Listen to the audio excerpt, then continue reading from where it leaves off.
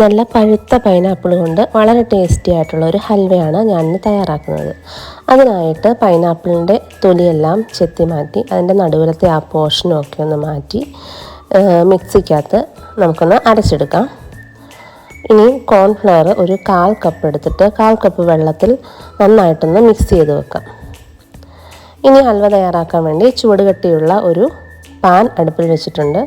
അതിലേക്ക് 1/2 കപ്പ് പഞ്ചസാരയും 1/2 കപ്പ് വെള്ളവും ചേർത്ത് നന്നായിട്ടൊന്ന് മിക്സ് ചെയ്ത് തിളപ്പിച്ചെടുക്കാം. പഞ്ചസാരയെല്ലാം ഒന്ന് മിക്സായി കഴിയുമ്പോൾ അതിലേക്ക് നമുക്ക് അരച്ച് വെച്ചിരിക്കുന്ന പൈനാപ്പിൾ ചേർത്ത് കൊടുക്കാം. ഇനി അത് നന്നായിട്ട് ഇളക്കി യോജിപ്പിക്കാം. ഇതൊന്ന് കുറുകി വരുന്ന സമയത്ത് നമ്മൾ നേരത്തെ മിക്സ് ചെയ്ത് വെച്ചിരുന്ന ആ കോൺഫ്ലവർ അതിലേക്ക് ചേർത്ത് കൊടുക്കാം. കോൺഫ്ലവർ ചേർക്കുന്നതിന് മുന്നേ അത് നന്നായിട്ടൊന്ന് ഇളക്കിയിട്ട് വേണം അതിലേക്ക് ചേർത്ത് കൊടുക്കാൻ. ഒരു പിഞ്ച് ഉപ്പൂടെ ചേർത്ത് കൊടുക്കുന്നുണ്ട്. പിന്നെ ഞാൻ ചേർത്ത് കൊടുത്തത് വെളുത്ത എള്ളാണ്. ഇനി ഇതിലേക്ക് ഞാൻ ചേർത്ത് കൊടുത്തിരിക്കുന്നത് നെയ്യാണ്.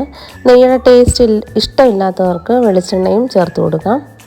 കുറച്ച് നെയ്യ് ചേർത്ത് നന്നായിട്ട് ആ പാത്രത്തിൽ നിന്ന് വിട്ട് വരുന്ന ആ ഒരു പരുവാകുന്നിടം വരെ ഒന്ന് ഇളക്കി കൊടുക്കാം. കുറച്ച് ഉണക്കമുന്തിരി നെയ്ക്കകത്ത് വറുത്ത് ചേർത്ത് കൊടുത്തിട്ടുണ്ട്.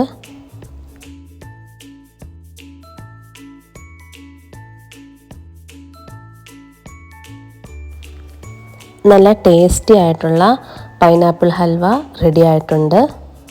ഇനി നമുക്കിതൊരു ബൗളിലേക്ക് മാറ്റാം. അപ്പോൾ ബൗളൊക്കെ നേരത്തെ തന്നെ എണ്ണ തടവി നേരത്തെ തന്നെ വെച്ചിട്ടുണ്ട്. അതിലേക്ക് മാറ്റി കൊടുക്കാം.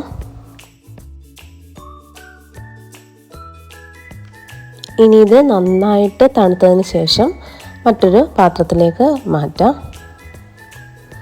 എല്ലാവരും ഒന്ന് തയ്യാറാക്കി നോക്കണം. ഈ വീഡിയോ ഇഷ്ടപ്പെട്ടിട്ടുണ്ടെങ്കിൽ എല്ലാവരും ഒന്ന് ലൈക്കും ഷെയറും സബ്സ്ക്രൈബും ചെയ്യണേ.